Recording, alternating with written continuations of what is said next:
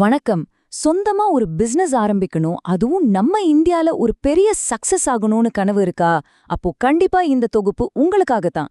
2026ஆம் ஆண்டுல உங்களுடைய தொழில் முனைவோர் கனவை எப்படி நிஜமாக்குறது, அதுக்கான ஒரு தெளிவான ரோட் மேப் என்ன அப்படிங்கறத பத்தி தான் இன்னைக்கு நாம விலாவாரியா பார்க்க போறோம். சரி, இப்போ நேரடியா விஷயத்துக்கு வருவோம். உங்க மனசுல உலகத்தையே மாத்துற மாதிரி ஒரு சூப்பரான பிசினஸ் ஐடியா இருக்கலாம். ஆனா அந்த ஒரு ஸ்பார்க் மட்டுமே போதுமா? இல்லைங்க, அது ஒரு பெரிய பயணத்தோட ஆரம்பம் மட்டும்தான். அந்த வெறும் ஐடியாவை எப்படி ஒரு லாபகரமான தொழிலா மாத்துறது அப்படிங்கிற கேள்வி இப்போ உங்க முன்னாடி நிக்கும். கொஞ்சம் கூட கவலை வேண்டாம், அதற்கான தெளிவான விடைகளை தான் நாம இப்போ தேட போறோம். முதல்ல உங்க கனவோட அளவை நீங்க புரிஞ்சுக்க இந்த நம்பரை கொஞ்சம் பாருங்க. 33 பில்லியன் டாலர்கள். ஆமாங்க, இந்தியாவில் இருக்கிற ஆன்லைன் மார்க்கெட்டோட மதிப்பு இப்போ 33 பில்லியன் டாலரை தொட்டிருக்கு. இது சாதாரணமான ஒரு அமௌண்ட் கிடையாது. உங்க திறமைகளுக்கும் உழைப்புக்கும் காத்துக்கிட்டு இருக்கிற ஒரு பிரம்மாண்டமான சந்தை இதுங்கிறத நீங்க முதல்ல உணரணும். இந்த வளர்ச்சி எவ்வளவு வேகம் தெரியுமா? நம்ம இந்தியாவோட காமர்ஸ் துறை ஒவ்வொரு வருஷமும் 51% அப்படிங்கிற அதிவேகத்துல வளர்ந்துட்டு இருக்கு. உண்மையிலேயே உலகத்திலேயே இதுதான் மிக அதிகமான வளர்ச்சி விகிதம்.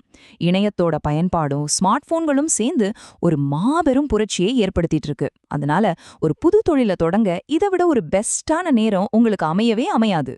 அரசு அலுவலகம், ரெஜிஸ்ட்ரேஷன், லைசன்ஸ் அப்படின்னு யோசிச்சாலே நமக்கு கொஞ்சம் மலப்பா இருக்கும்ல. ஆனா டென்ஷன் வேண்டாம். இந்த முழுமையான வழிமுறைய ரொம்ப சிம்பிளா 5 படிநிலைகளா நாம பிரிச்சிருக்கோம். வெற்றிக்கான வரைபடம், சந்தை ஆய்வு, பதிவு முறைகள், உரிமங்கள் பெறுதல், அப்புறம் தொழிலை தொடங்குதல். இப்படி படிப்படியா நாம பயணிக்க போறோம். முதலாவது பகுதி வெற்றிக்கான வரைபடம். எந்த ஒரு உறுதியான வெற்றிகரமான கட்டிடமும் ஒரு பக்காவான ப்ளூ பிரிண்ட்ல இருந்து தானே தொடங்குது. அதே போலதான் உங்களோட தொழிலுக்கும் ஒரு ஸ்ட்ராங்கான அடித்தளமும் தெளிவான வரைபடமும் ரொம்பவே முக்கியம். இப்போ ஐடியாஸ் எல்லாம் ரொம்ப அவசியமானதுதான், நான் இல்லைன்னு சொல்லல. ஆனா ஒரு வெற்றிகரமான தொழில் ஒரு சிறந்த யோசனையில தொடங்கினாலும் அது ஒரு முறையான கட்டமைப்புக்குள்ள கொண்டு வரும்போது மட்டும்தான் அது நிஜமாகுது. சரியான பிளானிங் இல்லாம எந்த ஒரு ஐடியாவும் வெறும் கனவாவே போயிடும். சோ அந்த ஐடியாவை எப்படி செயல் வடிவம் ஆக்குறதுன்னு தொடர்ந்து பார்ப்போம். அடுத்து 2வது பகுதி, சந்தை ஆய்வில் நிபுணத்துவம், அதாவது மார்க்கெட் ரீசர்ச். உங்க மனசுல இருக்கிற அந்த அதீத ஆர்வத்தை மார்க்கெட்ல நிஜமாவே வெற்றி பெறக்கூடிய ஒரு பிளானா மாத்துறதுக்கு இது ரொம்ப ரொம்ப அவசியம். இந்த முதல் 3 ஸ்டெப்ஸும் உங்க தொழிலுக்கான அஸ்திவாரத்தை ரொம்பவே ஸ்ட்ராங் ஆக்கும். முதல்ல உங்களுக்கு என்னென்ன திறமைகள் இருக்கு, எதை இயல்பாவே உங்களுக்கு நல்லா வரும் அப்படிங்கறத அலசுங்க. 2வது, அந்த திறமைக்கு மார்க்கெட்ல மக்கள் கிட்ட என்ன டிமாண்ட் இருக்குன்னு கவனிங்க. 3வது, இதே தொழில வேற யார் யார் பண்றாங்க, அவங்க கிட்ட இருந்து நீங்க எப்படி வித்தியாசப்பட்டு சிறப்பா கொடுக்க முடியும்னு யோசிங்க. அடுத்து 4வது படியா உங்ககிட்ட எவ்ளோ பட்ஜெட் இருக்குன்னு பிளான் பண்ணுங்க. அப்புறம் இதுல எந்த அளவுக்கு லாபம் கிடைக்கும்னு கொஞ்சம் பிராக்டிக்கலா கணக்கு போட்டு பாருங்க. கடைசியா ஒரு முக்கியமான விஷயம், முழுசா களத்துல இறங்குறதுக்கு முன்னாடி உங்க ப்ராடக்ட் அல்லது சர்வீஸ உங்க நண்பர்கள்கிட்டயோ இல்ல ஆன்லைன்லயோ ஒரு சின்ன டெஸ்ட் பண்ணி பாருங்க. இது பின்னாடி வரக்கூடிய பெரிய நஷ்டங்களை முன்கூட்டியே தடுக்க ரொம்பவே ஹெல்ப் பண்ணும். சரி, ஐடியாவை டெஸ்ட் பண்ணியாச்சு. இப்போ 3வது பகுதி, பதிவு மற்றும் வணிக அமைப்பு.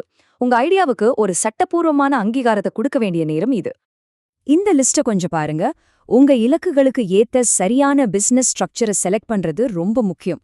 நீங்க தனியா கம்மி பட்ஜெட்ல ஆரம்பிக்கிறீங்கன்னா சோல் ப்ரோப்ரைட்டர்ஷிப், அதாவது தனிநபர் நிறுவனம் பெஸ்ட்.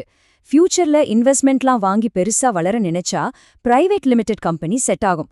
இல்ல நீங்களே ஒரு கம்பெனியா செயல்படணும், ஆனா அதே நேரம் லீகல் செக்யூரிட்டியும் வேணும்னா 1% கம்பெனி ஒரு சூப்பரான சாய்ஸ்.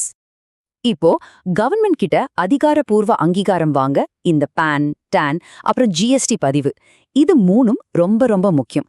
இந்த ஃபார்மாலிட்டிஸ் எல்லாத்தையும் ஆரம்பத்திலே முடிச்சிட்டிங்கன்னா உங்க தொழில் பயணம் எந்த தடையும் இல்லாம ஸ்மூதா போகும். டாக்ஸ் கட்டுறதுக்கும் சரி, பேங்க் டிரான்சாக்ஷனுக்கும் சரி, இதுதான் ரொம்ப பேசிக்கான தேவை. இதையெல்லாம் ஒரு போரான கவர்மெண்ட் வேலைன்னு தயவு செஞ்சு நினைக்க வேண்டாம்.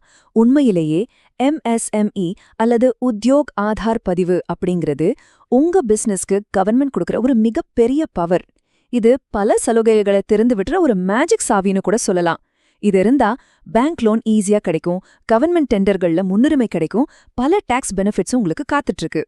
சரி, லீகல் ரெஜிஸ்ட்ரேஷன் எல்லாம் பார்த்தாச்சு. அடுத்தது 4வது பகுதி, அத்தியாவசிய உரிமங்களை பெறுதல்.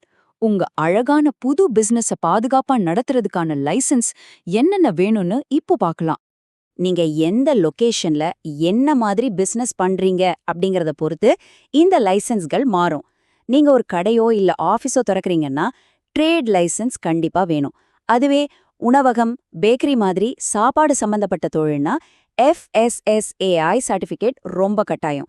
அதே போல வேலைக்கு ஆட்களை வச்சிருந்தீங்கன்னா ப்ரொஃபஷனல் டாக்ஸ் கட்ட வேண்டியிருக்கும். உங்க மாநிலம், உங்க ஊரை பொறுத்து இந்த விதிகள் கொஞ்சம் கொஞ்சம் மாறலாம். அதனால இதெல்லாம் சரியா இருக்கான்னு ஒரு முறைக்கு 2 முறை செக் பண்ணிக்கோங்க. இந்த டாக்குமெண்ட்ஸ் எல்லாம் கரெக்டா கையில இருந்துச்சுன்னா பின்னாடி எந்த ஒரு சட்டச் சிக்கலும் இல்லாம ரொம்ப நிம்மதியா உங்க பிசினஸ்ல மட்டுமே நீங்க முழு கவனம் செலுத்தலாம். இப்போ நாம 5வது, அதாவது கடைசி பகுதிக்கு வந்துட்டோம். தொடங்குவதற்கு தயார்? ஆமாங்க, உங்க பிசினஸ் கதவுகளை மக்களுக்காக திறக்க போற அந்த மிக உற்சாகமான கட்டத்துக்கு நாம வந்துட்டோம். இந்த ஃபைனல் ஸ்டெப்ஸ் எல்லாம் உங்களுக்கு ரொம்பவே எனர்ஜி கொடுக்கும். உங்க பர்சனல் காசையும் பிசினஸ் காசையும் பிரிக்க முதல்ல ஒரு தனி பேங்க் அக்கவுண்ட் ஓபன் பண்ணுங்க. இன்னைக்கு இருக்கிற டிஜிட்டல் உலகத்துல சோஷியல் மீடியாவும் வெப்சைட்டும் தான் உங்க பிசினஸோட முகவரி. அதை அழகா உருவாக்குங்க. பேசிக்கான டாக்ஸ் ரூல்ஸை தெரிஞ்சுக்கோங்க. அவ்வளவுதாங்க. முழு நம்பிக்கையோட உங்க தொழிலை தொடங்கி பெருமையா அதை மார்க்கெட்டிங் பண்ணுங்க. ஒன்னு மட்டும் நல்லா ஞாபகம் வச்சுக்கோங்க, முதல் நாள்லயே எல்லாமே 100% பெர்ஃபெக்ட்டா இருக்கணும்னு எந்த அவசியமும் இல்ல. சின்ன சின்ன தப்பு நடக்கும், அதுல இருந்து நாம கத்துப்போம். ரொம்ப சந்தோஷமா மார்க்கெட்டை அணுகுங்க. ஆன்லைன்லயும் சரி, ஆஃப்லைன்லயும் சரி, பல மார்க்கெட்டிங் ஐடியாக்களை ட்ரை பண்ணி பாருங்க. இது உங்களுக்கான ஒரு செமையான ஜேர்னி. இப்போ சொல்லுங்க, உங்க பிசினஸுக்கான முதல் படியை இன்னைக்கே எடுத்து வைக்கிறதுல இருந்து உங்களை தடுத்து நிறுத்துறது எது? இன்ஃபர்மேஷன், ரோட் மேப், ரூல்ஸ்னு எல்லாமே இப்போ உங்க கையில இருக்கு. உங்களுக்குள்ள தூங்கிட்டு இருக்கிற அந்த பிசினஸ்மேனை தட்டி எழுப்புங்க. இந்தியால உங்க கனவு தொழிலை வெற்றிகரமா ஆரம்பிக்க என்னுடைய மனம் மார்ந்த வாழ்த்துக்கள். இந்த தொகுப்பு உங்களுக்கு ரொம்பவே யூஸ்ஃபுல்லா இருந்திருக்கும்னு நம்புறேன். திரும்பவும் இன்னொரு இன்ட்ரெஸ்டிங்கான தலைப்போட உங்களை சந்திக்கிறேன்.